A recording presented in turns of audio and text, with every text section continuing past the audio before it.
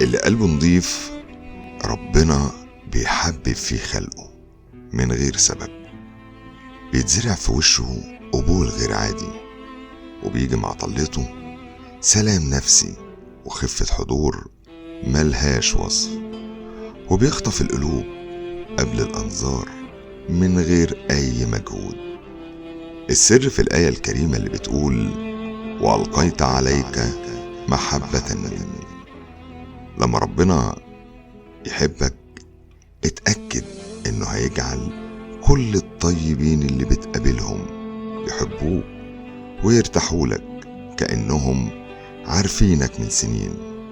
هيرد عنك كيد كل الناس اللي نيتها شر اتجاهك وبتدبر لك الأذى وانت مش عارف.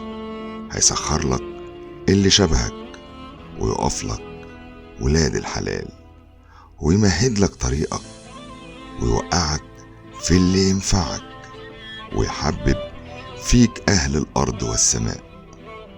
اللهم اجعلنا من ألقيت عليهم محبتك فجعلت لهم قبولا في الأرض ومحبة في السماء. تحياتي يحيى شاهين.